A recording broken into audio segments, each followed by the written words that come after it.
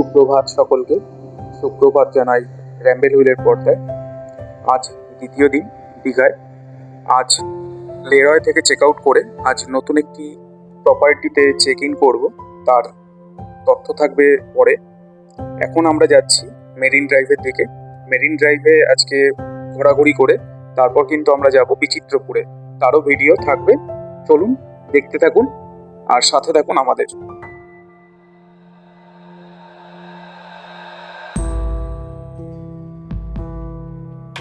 আমরা যে রাস্তা দিয়ে বাড়ি ফিরি সে রাস্তার দিকে এগিয়ে চলছি। সেই রাস্তাতেই পড়বে কিন্তু মেরিন ড্রাইভ। অনেকেরই জিজ্ঞাসা হতে পারে যে মেরিন ড্রাইভ হলে তাহলে এতটা দূরে কেন পড়বে। সেটাই রাস্তাতে দেখাবো কি করে পড়বে। চলুন সামনে দেখতে থাকুন। আমরা কিছুক্ষণের মধ্যে এন্টার করব মেরিন ড্রাইভের রোডে। এই যে সামনে যে ডান দিকে রোডটি চলে যাচ্ছে, এই রোডটি চলে যাচ্ছে মোহনার দিকে।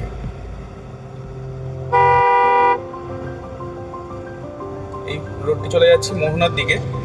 তারপরে বাঁ দিকে যে রোডটি রয়েছে এটি চলে যাচ্ছে নিউ দীঘার দিকে। আর আমরা সামনে গিয়ে আবার একটি ডান দিক পাবো। ওই ডান দিক থেকেই যে রোডটি বেরিয়ে যাচ্ছে ওটা সৈকত সুন্দরী রোড নামে পরিচিত। সৈকত সুন্দরী এই রোডটিকেই কিন্তু মেরিন ড্রাইভ বলা হয়। চলুন আজকে সেটাই দেখাচ্ছি। এই যে আমরা ডান দিক নিয়ে নেব।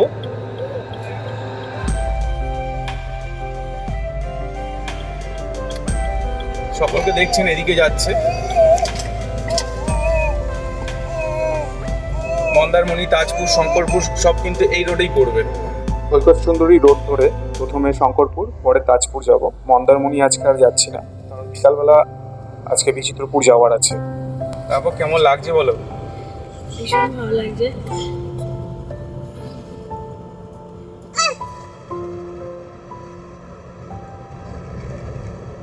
শুভ সকাল সবাইকে।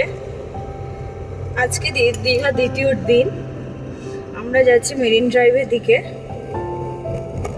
আমারও ফার্স্ট টাইম, আমিও এর আগে কখনো যাইনি, যদিও দেখি কেমন লাগে। আশা করি ভালোই লাগবে।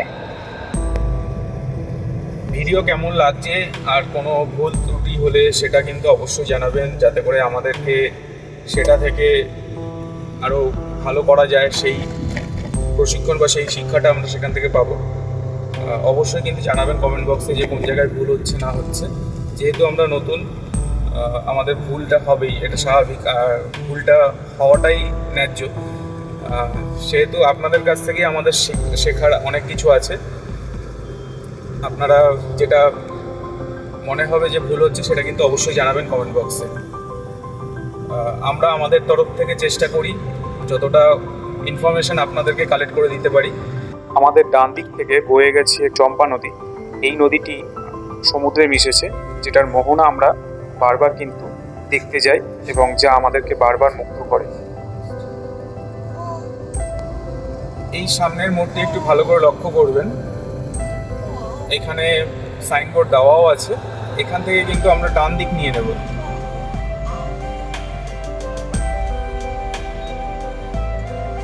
সোজা চলে গেলে রাস্তাটি কিন্তু মেইন রাস্তায় গিয়ে কানেক্ট হবে। আমরা এখান থেকে ডান দিক নিয়ে নেব।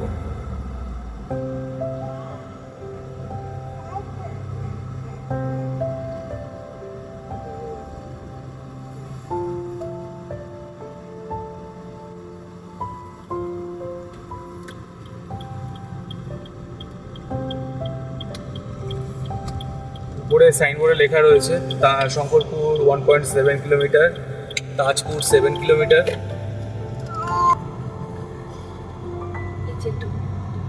এখানে নায়কালী মন্দির রয়েছে। এই সামনে ডান দিক দিয়ে যে রাস্তাটি চলে গেছে এখান থেকে নেমে গেলে নায়কালী মন্দির রয়েছে এখানে। এটাকে এই জন্য নায়কালী ব্রিজ বলা হয়।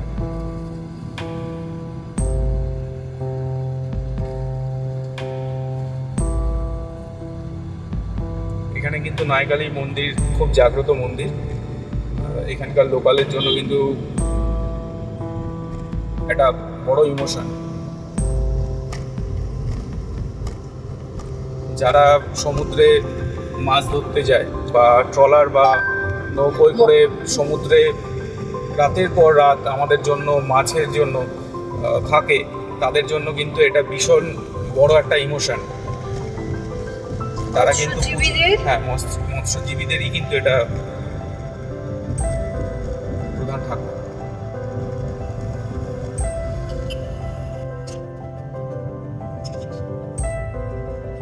শঙ্করপুরের কাছাকাছি অনেক হোটেল আছে, সেখানে এসেও কিন্তু আপনারা থাকতে পারেন। আর এখানে লোকাল মার্কেট আছে, লোকাল মার্কেটে দেখতে পাচ্ছেন এখানে মাছ, শাক সবজি কিন্তু আপনারা পেয়ে যাবেন। আপনারা যদি নিজেরা রান্না করে এটা হোটেলে থেকে নিজেদের মতন করে যদি থাকতে চান, সেটারও কিন্তু অপশান এখানে আছে। এই আরেকটি নতুন হোটেল তৈরি হতে চলেছে। যেমন এইসব জায়গায় যারা থাকতে আসবেন তাদেরকে আগেই বলে রাখি, এইখানটা কিন্তু একেবারে নিরিবিলি, সেটা চিন্তা ভাবনা করেই আসবেন। কারণ এখানে এসে আপনি ওই দীঘার ক্রাউড বা নিউ দীঘার ক্রাউডটা পাবেন না। এখান থেকে আপনাকে বাই কার বা বাই ক্যাবে আপনাকে পৌঁছতে হবে ওখানে। যদি একটু নিরিবিলির মতো থাকতে ইচ্ছে করে তাহলে কিন্তু আপনারা এখানে অবশ্যই চলে আসতে পারেন।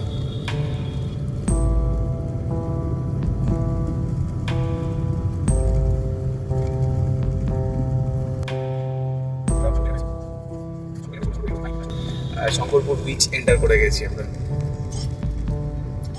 চলুন বিচের সামনে গিয়ে দেখা হোক।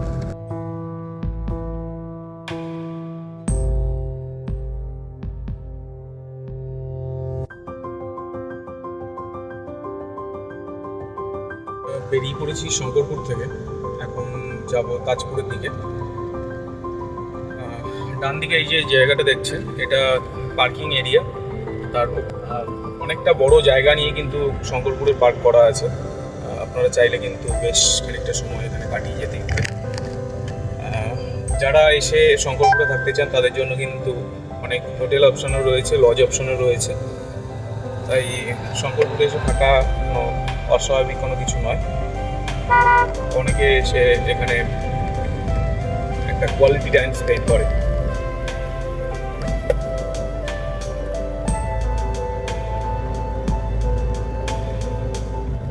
সামনের পোস্টারে দেখাই যাচ্ছে তাজপুর সামনের দিকে। ওদিকে কিছু একটা কাজ চলছে, মনে হয় পার্কটাকে আরও এক্সটেন্ড করা হবে বা মাঠ তৈরি করা হচ্ছে, কিছু একটা তো হচ্ছে, এখনো কাজ চলছে ওটা। রাস্তা কিন্তু ন্যারো, তাই একটু সাবধানে গাড়ি চালাবেন। ডান দিকে দেখতে পাচ্ছেন অতল সমুদ্র। আজকে বেশ উত্তাল হয়ে রয়েছে কিন্তু সমুদ্র।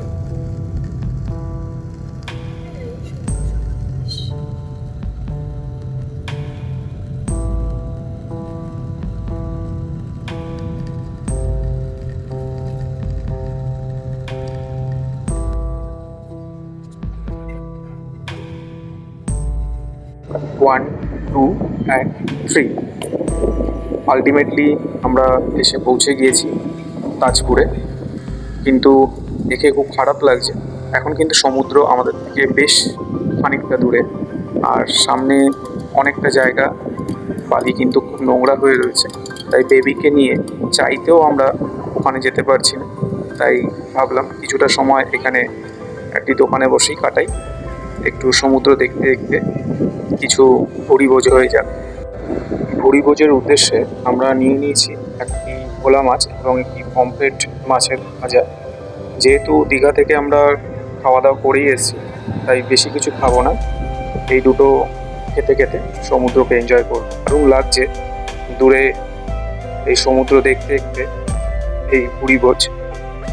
যাই হোক, এখান থেকে বেরিয়ে আমরা প্রথমে হোটেলে ঢুকবো।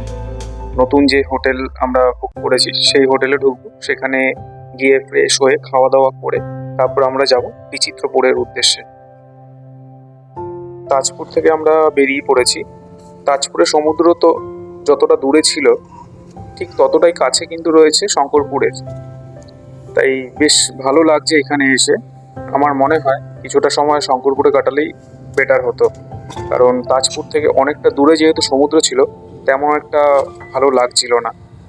যাই হোক, চলুন হোটেলে গিয়ে একটু রেস্ট নিয়ে আবার তো বেরোতে হবে। আজকের আমাদের ঠিকানা রয়্যাল অর্কিডের রেগেডা ইনে। রুম ট্যুরে আজকে প্রথমেই রয়েছে কিং সাইজ বেড একটি, দেখতেই পাচ্ছেন। আর ওদিকে প্লেসমেন্ট রয়েছে একটি মিনি ফ্রিজ সাথে ওয়ার্ড্রপ। ওখানে কমপ্লিমেন্টারি হিসাবে দেওয়া হয়েছে টি, কফি। এখানে একটি কেটলির ব্যবস্থা রয়েছে, দেখতে পাচ্ছেন। দুটো কাপ দেওয়া হয়েছে, জলের ব্যবস্থা করা হয়েছে এবং দুটো গ্লাস রয়েছে। ওয়ার্ড্রপ এরকম কিছু স্পেসিয়াস। এখানে একটি টেবিল এবং চেয়ার, সামনে রয়েছে টিভি, সেটটপ বক্স। এখানে একটি ডাস্টবিনের প্লেসমেন্ট রয়েছে, এখানে একটি ওয়ার্ড্রপের প্লেসমেন্ট রয়েছে। ওটি মেন দরজা থেকে ঢুকেই প্রথমে ডান দিকে রয়েছে ওয়ার্ড্রপ আর বাঁ দিকে রয়েছে কিন্তু বাথরুম। এখানে একটি বড় মিররের ব্যবস্থা করা হয়েছে। প্লেসমেন্টটা বেশ সুন্দর জায়গাতে, বাথরুম থেকে বেরিয়েই এখানে নিজের সাজাগোজার জন্য ব্যবহার করা যায়। আর বাথরুমে ঢুকতেই প্রথমে ডান সাইডেই রয়েছে এরকম একটি বেসিন এরিয়া উইথ মিরর। লাইটের প্লেসমেন্টটা খুব সুন্দর জায়গাতে। এখানে হ্যান্ড ওয়াশ এবং বডি ওয়াশের ব্যবস্থা রয়েছে। এখানে হেয়ার ড্রায়ারের জন্য ভালো প্লেসমেন্ট করা হয়েছে সুইচ বোর্ডকে। এখানে একটি ডাস্টবিন রয়েছে, এটা শাওয়ার এরিয়া। উপরে গিজারও রয়েছে। আর এখানে ব্যবহারের জন্য শ্যাম্পু এবং শাওয়ার জেলেরও ব্যবস্থা রয়েছে। এখানে টাওয়াল রয়েছে, এখানে ভেন্টিলেশনের ব্যবস্থাও আছে, আর সাথে commode area with flash. Room বেশ সুন্দর, নিট অ্যান্ড ক্লিন,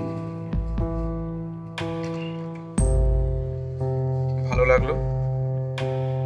আমরা দুপুরবেলা খাওয়া দাওয়ার পরে বেরিয়ে পড়েছি বিচিত্রপুরের উদ্দেশ্যে। বিচিত্রপুর বেশিক্ষণ সময় লাগবে না, সামনে দীঘা বর্ডার থেকে আমরা ডান দিক নিয়ে নেব। চলুন সামনে মোড়ের মাথায় গিয়ে কথা হোক। এটা হলো বাস স্ট্যান্ড।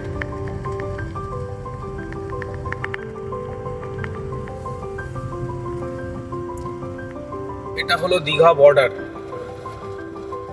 এই বাদিকের রাস্তাটি চলে যাচ্ছে উদয়পুরের দিকে, উদয়পুর তালসারি এদিকে চলে যাচ্ছে। আর আমরা এন্টার করে গেলাম উড়িষ্যাতে।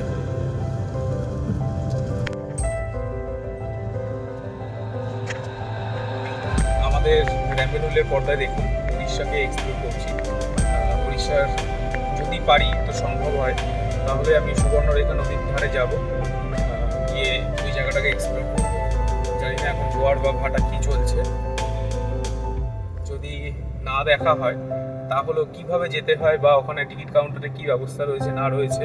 ওখানে যেহেতু নদীতে অনেকটা রাস্তা পাড়ি দিতে হয় নৌকায় করে, তাই ওখানে কীরকম কী খরচা রয়েছে, কোন টাইমিংয়ে আসতে হয়, আমি সেটা কিন্তু আপনাদেরকে শেয়ার করবো। কিছুটা রাস্তা একটু এবড়ো খুবড়ো পাওয়ার পরে রাস্তা কিন্তু এবার ভালো হয়েছে, পরিষ্কার রাস্তা। আর আজকে আকাশটাও বেশ সুন্দর লাগছে।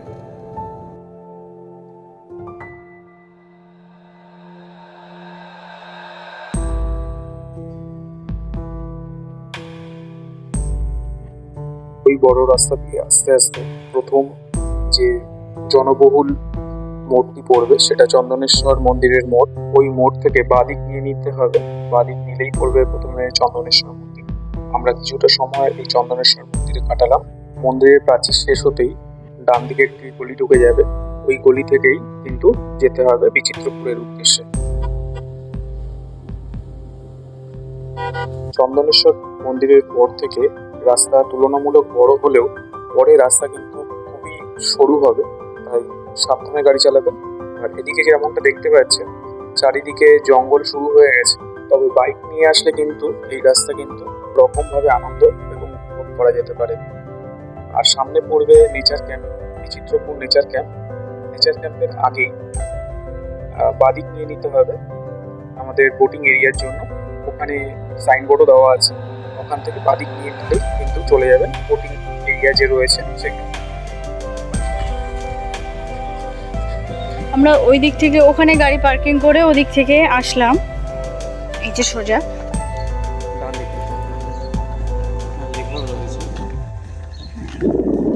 এখান থেকে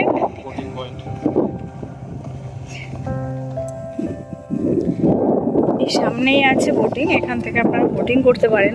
আমরা একবার করেছি কিন্তু আজকে অনেকটা দেরি হয়ে গেল আসতে, হয়তো বোটিং বন্ধ হয়ে গেছে। কিন্তু যারা এখানে আসবেন একবার বোটিং করবেন, ভীষণ ভালো লাগবে। আশা করি সুন্দরবনের ফিল পাবেন একদম, যেখানে নিয়ে দাঁড় করাবে। প্রচুর সুন্দরী গাছের, গড়ান গাছের কিন্তু আপনি দেখতে পাবেন, সুন্দরী গড়ান গাছ। সামনে কিছুটা তার নমুনা দেখিয়ে দিচ্ছি, সামনেই রয়েছে ঠেসমূল সমেত। এই যে এখান থেকে শুরু, এগুলো যে দেখছেন এগুলো কিন্তু সুন্দরী গড়ান গাছ।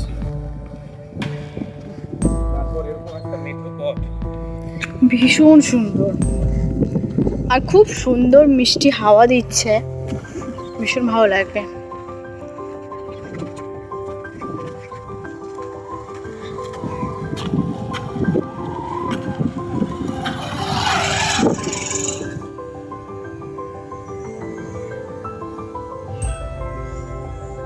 দারুণ সুন্দর করে সাজিয়েছে কিন্তু এই জায়গাটিকে। আমরা যখন এসেছিলাম তখন এইসব কিছুই ছিল না। সামনে দূরে যে ছেলে মেয়েগুলোকে দেখছেন শুধুমাত্র ওইটুকুই ছিল। আচ্ছা যাই হোক, এখানে রেন্টটা বলে দিই। যদি আপনারা 6 সিটের বোট নেন সেক্ষেত্রে 1200 টাকা, মানে পার সিট 200 টাকা করে। এখানে 8 সিট এবং 9 সিটেরও ব্যবস্থা রয়েছে। আপনারা আপনাদের মতন করে কিন্তু ঘুরে আসতে পারবেন। দেখতেই পাচ্ছেন ভাটার কারণে নদীতে একেবারেই জল নেই, যার জন্য হাজার বোটিং করা সম্ভব নয়। তবে আপনারা কিন্তু একেবারেই মিস করবেন না। এরপর যখনই দীঘা যাওয়ার চান্স পাবেন অবশ্যই দীঘাতে এসে এই সুবর্ণরেখা নদীর মোহনাতে একবার ঘুরে যাবেন। একটি কথা বলে রাখি, যারা সিঙ্গেল আসছেন বা যারা দুজন আসছেন তারা কিন্তু শেয়ারে এই বোট বুক করতে পারেন। তবে তার জন্য 6 জনের বোট যদি হয় 6 জন হবে, তারপরে কিন্তু আপনারা বোটিংয়ের আনন্দ নিতে পারবেন। আর 8 জনের ক্ষেত্রেও তাই, 9 জনের ক্ষেত্রেও তাই। তাই এমনটা চিন্তা করবেন না যে অনেক টাকা চার্জ পড়ে যাচ্ছে।